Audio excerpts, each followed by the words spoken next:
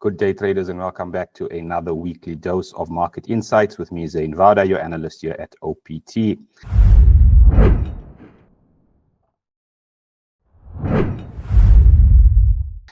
Moving forward, guys, like I said, there's quite a bit to get through this week. Obviously, last week, quite a significant one again. We still have quite a bit of factors affecting markets, and last week just added a new dimension with US earnings coming out. Now, obviously, for those who paid attention last week, US earnings obviously coming in quite positive. On the whole, a lot of bank stocks last week reporting. That was the major companies last week that mostly were focused on, and the banks actually surpassed expectations by markets. Now, there has been this growing concern around the tech sector, and that also was negated by the results by Taiwan semiconductor manufacturers as well, the TSMC stock as well, which actually exceeded expectations by quite a significant margin there as well. And that kind of boosted US stocks towards the back end of the week, pushing obviously the S&P 500 to fresh highs.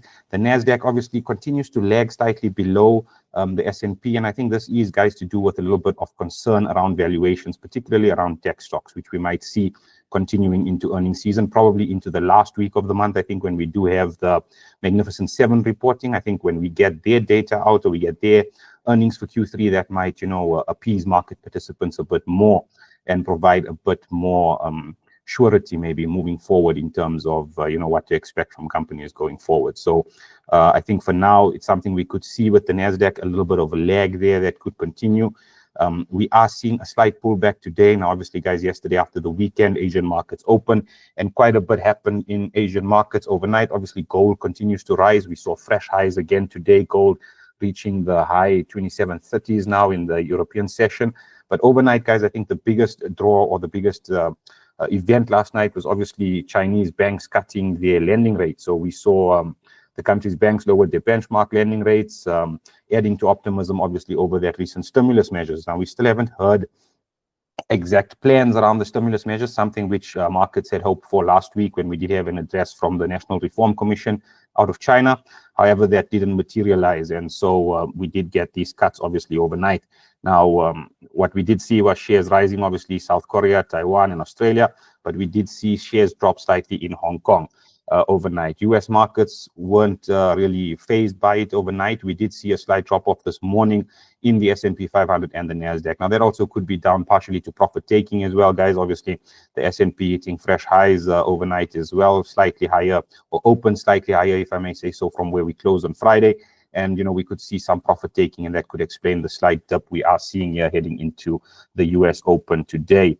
But for the rest of the week, guys, still a lot to look forward to. And like I said, we've got basically 3 or 4 events that continue to plague markets, and that's what we'll cover today. Obviously, we'll take a look basically at what are the events affecting markets, what can we look forward to from a data perspective on the economic calendar, and then a quick recap of some of the technicals and look at the charts a little bit, which I know most of you enjoy the most. But for now, guys, like I said, the major events that are affecting markets and things to pay attention to this week besides the data, we do have obviously a massive IMF meeting taking place in Washington this week.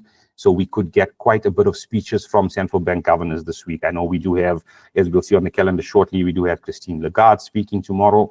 We do have Bank of Canada Governor Macklem speaking tomorrow, I believe, as well. We do have the Bank of England Governor Gary Bailey speaking tomorrow. So as you can see, there is going to be quite a bit of commentary from central bankers this week out of that IMF meeting. The IMF meeting itself, obviously, guys, we'll have to delve into that in a bit more deeper aspect, maybe towards the next week's video. I will cover up what happened at that meeting, but I don't expect the meeting itself to have any significant impacts on the market. It will be more, comments and speeches by central bank governors, which actually might have some impact on market movements. But yeah, so the IMF meeting, guys, the main thing, we do have a host of PMI data as well coming out this week from a host of countries as well. And then obviously we do have the Bank of Canada interest rate meeting as well.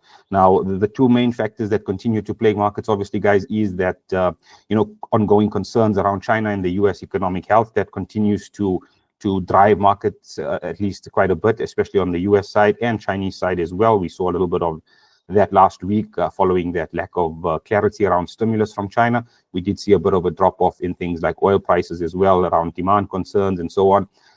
But the US as well, the US economy, we continue to see that debate around how healthy is the economy moving forward as well, as data continues to remain robust out there. So something to pay attention to as well. And then obviously geopolitical concerns, guys, which continues in the Middle East. There was an attempted attack on Benjamin Netanyahu's residence in Israel over the weekend, which threatened to, further inflame the region, and, the Middle East conflict continue and, probably widen as well. So these kind of fears continue to persist, and we continue to see a back and forth there as well. That Middle East conflict could partially explain the continued rise of gold prices, guys. I mean, we have seen quite a significant resurgence in the US dollar and the US dollar index over the past couple of weeks, and that really hasn't phased gold all that much. And the only driving factor I can see behind that is basically, besides the geopolitical concerns in the Middle East, just wider, uncertainty around markets for the coming 12 months, maybe you can say. Just looking at, like we said, the high earnings valuations for certain companies, geopolitical risks, the Middle East, Russia, Ukraine as well. Rumors continue to persist there about a potential deal as well. So there's quite a bit of uncertainty heading into next year, the rate cut cycle and how that will play out. And I think that could explain why we are seeing, obviously, this continued rise in gold prices. So just something to bear in mind there, guys, moving forward. But if we may, apologies, guys, a quick look at the economic calendar. If I can share my screen quickly for a second, guys. This is a trading view calendar, if you will. Let us take a look here quickly at what we can see. And yeah, so as you guys can see, guys, as I pull it up, there we go. As I mentioned, tomorrow we do have that ECB President Lagarde speech as well. Coming tomorrow. We actually have two speeches from her tomorrow, if the trading view calendar, which should be correct, that would be 1500 hours GMT, I believe, or is that UTC +1? Apologies, guys. And then we would have, obviously, the ECB President Lagarde speech. If I may just change this, guys, apologies. I would like to be on the London time zone if possible. So, yeah, the London time zone. So, yes, that was correct. UTC +1 is the London time zone. Apologies. But yeah, as you can see, guys, Tuesday, we do have that 3 o'clock in the afternoon UK time. We do have that speech from ECB President Lagarde. And then obviously we have another speech at 8:15. On Wednesday, obviously, we have that Bank of Canada interest rate decision. This is an interesting one, guys. Markets are pricing in basically another 50 basis point cut from the Bank of Canada. However, I'm not sold on that one. Personally, I do think that, we might see markets, or we might see the central bank adopt a more cautious approach and maybe just cut by 25 basis points, given like I said, the uncertainty lingering around markets at the moment. Obviously, Canadian inflation and growth continues to trickle down, and that works in its favor. So in terms of growth rate, that's the one thing that is concerning the Bank of Canada, and maybe the idea might be that obviously further rate cuts might help stimulate growth in the economy. So that could be something as well to bear in mind moving forward, or heading into that interest rate meeting. There seems to be another address from President Lagarde on Wednesday afternoon, 3 p.m. UK time as well. Then we have HCOB, the manufacturing PMI flash data from Germany on Thursday. And Friday, we do have German IFO business climate and durable goods orders. Now, the German data as well, guys, will be key this week. Last week's ECB meeting did ramp up expectations that the ECB could cut rates by 50 basis points at the December meeting, especially given the lackluster growth we're seeing in the euro area and some of the struggles, particularly from Germany, which is obviously Europe's most industrialized economy. So just something to bear in mind as well on that front, guys, moving forward. Pay attention to that German data. Further declines there could have a significant knock-on effect on the euro markets, maybe pricing in more aggressive rate cuts, and that obviously could lead to a weaker euro. Couple that with obviously a rising dollar, and euro USD could find itself struggling this week. But yeah, more of that as we flick over to the charts, guys, if I may. I think there is quite a bit to get through as well on the chart side. So let us take a look at that if we may, guys. Let me get that screen up if I can. Get it up. There we go, guys. Okay, 100%. So yeah, guys, we have the let's start things off looking at the dollar index, guys. Now, obviously, the dollar index has been something we've been discussing for a while. We did obviously have that significant rally up here on the dollar index for the last couple of weeks. Basically, if we're looking at it, the date there from around the back end of September. So basically, the whole of October thus far, the dollar index has been on this bullish run to the upside here, breaking above the 100-day and tapping into that 200-day last week, guys. Now, we did get a bearish engulfing there on Friday, guys. However, today, so far, the dollar has started on the front foot for the week. There is obviously this key area here of resistance that I was paying attention to at 103.65, and then obviously just above that, the 200-day moving average. So there is quite a bit of confluence here. The fact that we do have the 100-day moving average and another support area just below here, guys, we could be range bound a little bit this week when it comes to the dollar, especially with the lack of US data. So really interesting to gauge that. Pay attention to this chart, I think, moving forward. And the longer, obviously, we do coil between these two levels, when we do eventually break out, usually, you do get an aggressive breakout, the longer markets coil within a particular range. So something to pay attention to there. Switching over to Great British Pound, US dollar, guys, and this one here is a chart I have been paying attention to since last week. I did put an article out as well looking at price action setups potentially from the Great British Pound pairs. Apologies, guys. Looking at Great British Pound pairs last week, I did discuss the potential of a bounce here from these lows towards that 131 handle here, this key area here that had proved resistance in the past. And obviously, we did get there on Friday with a slight push up early hours of Friday morning. Before then, obviously, markets continuing this downward slide. Now, we are holding at the moment above the 130 psychological handle, guys, which is quite a key level here when it comes to cable.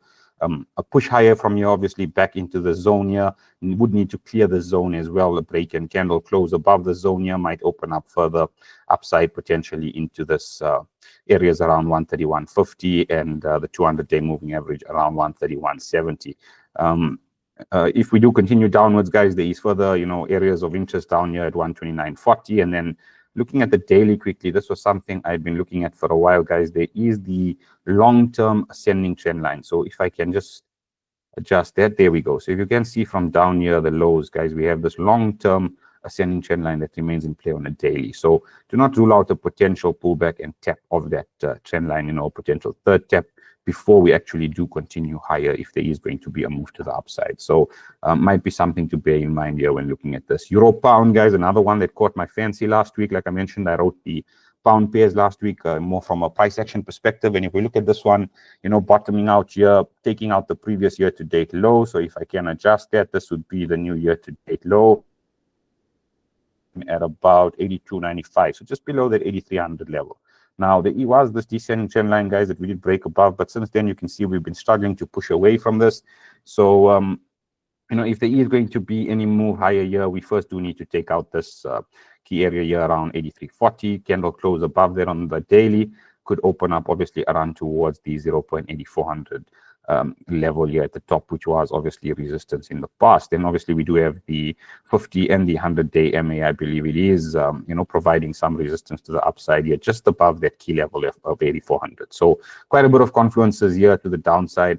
I do still like a potential bounce from here, guys, but that's just based on, feelings mostly and a little bit of the technicals, because we did have this massive shooting star candle kind of here on Friday. So I do see upside potential. However, given, the struggles of both the euro and the pound at the moment, it's quite a difficult one to call. But yeah, keep an eye on that as well. Oil prices, guys, last week, we did have quite a significant drop-off on oil. As you can see, we had that continuation of the sales. However, towards the back end of the week, we did see quite a bit of struggles. Tuesday, Wednesday, and Thursday basically stuck within a bit of a range there before Friday finally pushing a bit lower, close to this key area down here at around the 72,400 mark before bouncing today. Now, we are pushing a bit higher today, guys, but still no real significant move today. I mean, oil is up around just 1.2% today. We do obviously need a bounce maybe to get back above the 76.35 mark to actually gain some traction, maybe to run it all the way back up to that 80 psychological level on the upside. So yeah, that's something to keep an eye on there with oil prices. And obviously, oil prices, guys, please pay attention to geopolitics in the Middle East. Any signs of severe escalation over there could really boost oil prices into a bit of a frenzy and send it skyrocketing to the upside as well. So just pay attention there. If you're wondering why any spikes or anything have occurred in oil prices, maybe take a look at what recent geopolitical developments have taken place. So yeah, Euro USD, guys, as you can see as well, Euro USD dropping into support here around 108.40 after that ECB interest rate meeting last week. Like I mentioned, this week we got that data out of Germany, which could factor in as well and further weigh on the euro. Obviously, looking at the daily Friday, we did have that a bit of a bounce and what would be an inside bar, a bullish candlestick close. So potential bounce. We did push up a little bit earlier today in the European session around to 108.72, around 20 pips from current price. Obviously, on the upside, there is this key level up here, area of interest around 109. So if we do push higher into that, or potentially even this 100-day MA, then one wonders if we will get further downside and maybe a fresh low into this 107 55 area, or whether we will finally break above and push on all the way back towards 110 and potentially beyond that, obviously. So keep an eye on that as well. US 100, guys, still stuck in this range between 2,400 and the 20,000 mark, or 2,500 and the 20,000 mark. As I mentioned on this, guys, I think that NASDAQ especially lagging a little bit, mostly around concerns of that valuations and so on for tech stocks. So I think until we get the Magnificent Seven reporting, this is something that could, you know, continue to lag just behind the S&P and so on. So keep an eye on that as well. And then lastly, guys, looking at gold, like we mentioned, gold just continues to you know, surprise and continues to rally. Now, obviously, like I mentioned, a lot of risks present at the moment, geopolitical and otherwise. So quite a bit to pay attention to here. I will be focusing, guys, on this 2750 psychological level for a potential of any, you know, resistance or any type of pullback here. So this might be an area worth focusing on. You know, if you do see some reaction here, gold is due for a slight pullback. However, like I said, at the moment, guys, it is so difficult with gold given the geopolitical tensions and the uncertainties in the market.